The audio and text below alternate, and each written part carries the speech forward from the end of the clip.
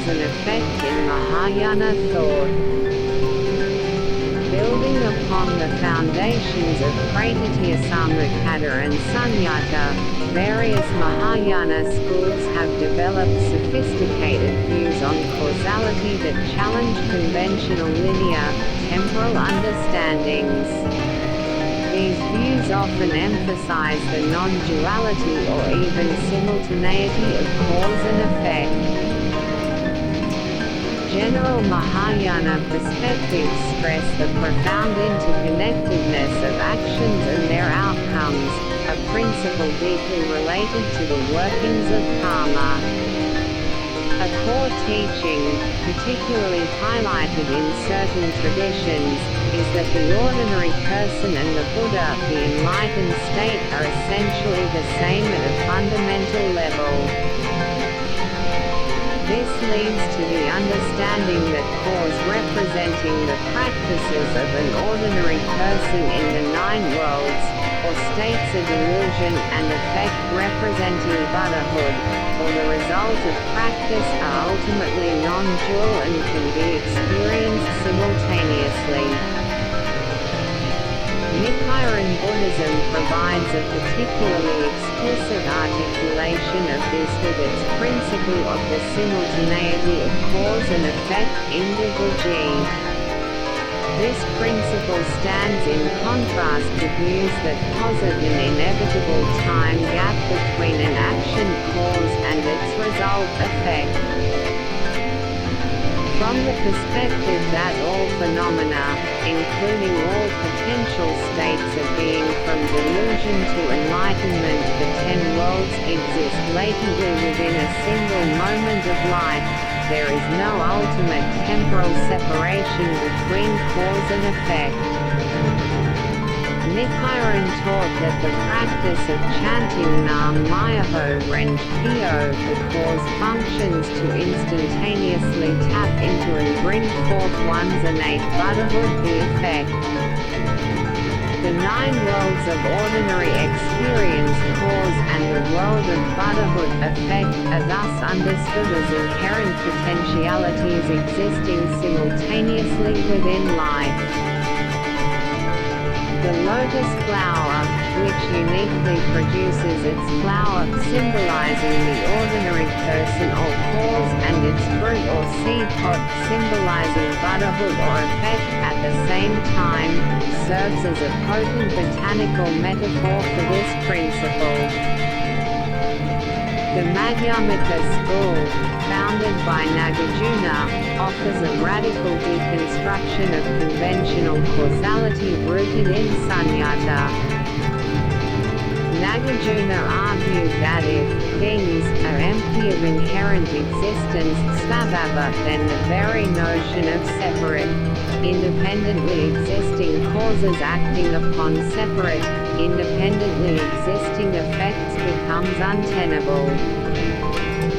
Things and their causal relations stand and fall together, meaning that if discrete things are illusory constructs, so too is the conventional understanding of causality that operates between them. He famously used the analogy of a parent and child. The parent is a cause of the child, but the existence of the child is what defines the parent as a parent. Thus, cause and effect are mutually dependent and co-define each other, making them interchangeable and bilateral in a sense. Nagarjuna contended that any attempt to relate through these separate entities as cause and effect leads to logical contradictions, rendering the relationship incomprehensible under conventional dualistic frameworks. The human tendency towards conceptual proliferation, prapanka, is identified as key to our deluded experience of a world composed of separate causes and effects. True wisdom transcends this dualistic view, leading to an experience of non-dual, all-conditionality, which is phenomenologically akin to unconditioned freedom. The non-duality or simultaneity of cause and effect in these Mahayana interpretations is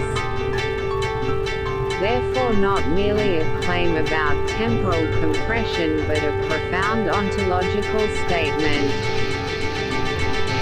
It is rooted in the ultimate inseparability in mutual immanence of what are conventionally perceived as distinct and sequential elements, an inseparability that flows directly from the understanding of sunyata and pratityasamutpada.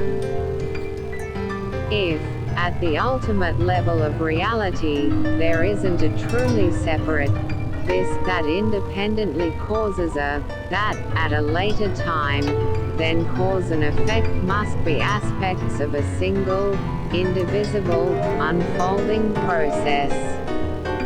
This radical perspective on causality carries significant implications for understanding agency and spiritual transformation.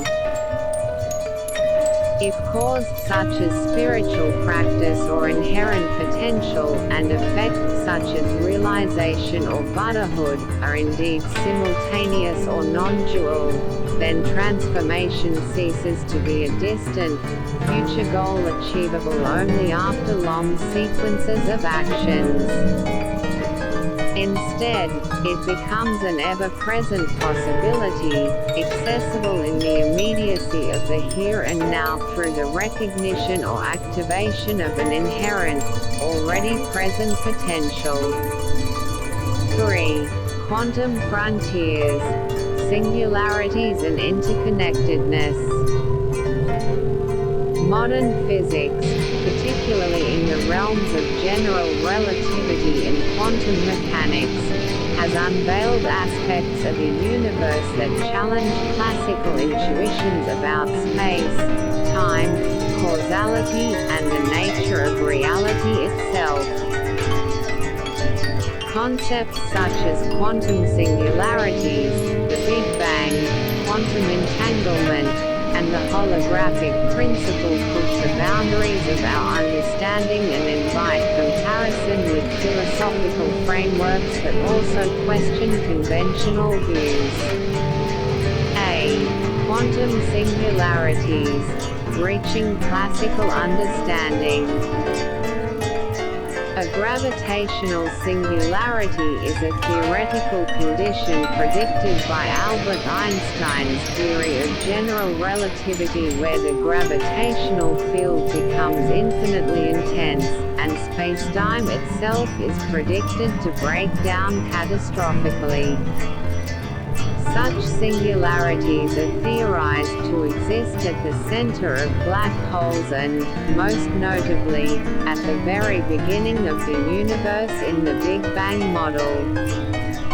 At these points, matter is compressed to an infinite density, resulting in an object with zero volume and, theoretically, infinite mass and spacetime curvature. It is crucial to understand that a singularity in general relativity is not merely a point in spacetime where physical properties become ill-defined. Rather, spacetime itself loses its conventional structure and is no longer part of the regular spacetime manifold. The existence of singularities marks a critical juncture where general relativity, our classical theory of gravity, reaches its limits of applicability. Because these singularities are characterized by infinitely small scales and infinitely high energies, a description of their behavior is expected to require a theory of quantum gravity, a yet-to-be fully formulated framework that successfully unifies general relativity with quantum mechanics.